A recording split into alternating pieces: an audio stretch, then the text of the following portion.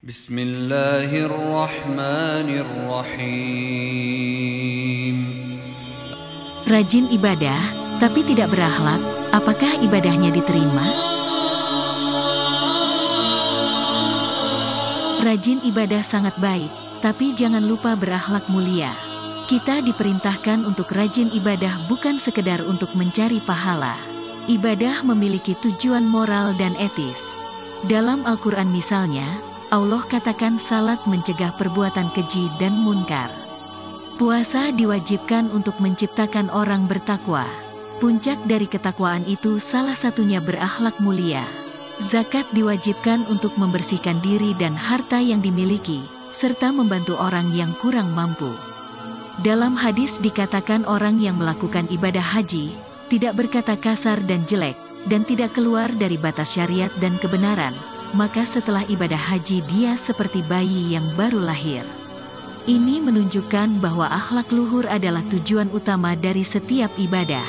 Ibadah dan akhlak ibarat dua sisi mata uang.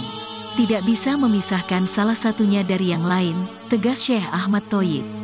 Kalau ada orang beribadah, tapi masih melakukan keburukan terhadap masyarakat dan manusia, ini petanda ibadahnya tidak manfaat.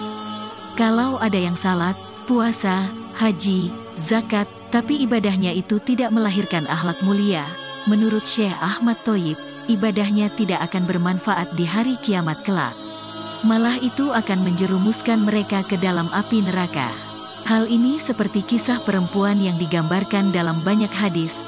Mereka puasa di siang hari, beribadah di malam hari, namun mereka suka menyakiti tetangga dengan mulutnya. Meskipun ibadahnya banyak, tidak ada manfaatnya di akhirat kelak. Sebaliknya, ada juga perempuan yang hanya sebatas melaksanakan ibadah wajib, salat 5 waktu dan puasa Ramadan saja, tapi dia mampu menahan lisan dan bersedekah dengan sisa makanan yang dimilikinya. Ini bisa mengantarkan mereka ke surga.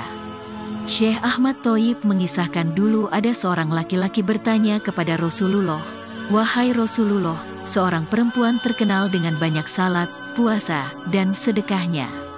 Namun perempuan itu menyakiti tetangganya dengan mulutnya." Nabi Shallallahu Alaihi Wasallam bersabda, "Dia dalam neraka." Lelaki itu berkata, "Wahai Rasulullah, sesungguhnya seorang perempuan terkenal sedikit puasa, sedekah, dan salatnya, dan dia bersedekah dengan potongan-potongan susu kering, artinya sisa makanannya, dan tidak menyakiti tetangganya dengan mulutnya." Nabi Shallallahu Alaihi Wasallam bersabda, "Dia dalam surga." Orang yang berakhlak mulia akan dekat dengan Rasulullah di akhirat kelak ketimbang orang rajin ibadah, tapi tidak berakhlak. Karena menurut Syekh Ahmad Thoyyib, Rasulullah pernah bersabda, "Sungguh yang paling aku cintai dari kalian dan tempat duduknya dekat denganku di surga adalah orang yang paling baik akhlaknya." Sebab itu, ibadah tidak cukup sebatas dilakukan secara formalitas.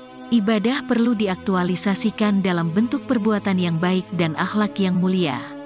Kalau belum mampu berbuat baik pada orang lain, minimal kita menahan diri untuk tidak menyakiti dan berbuat buruk pada orang lain.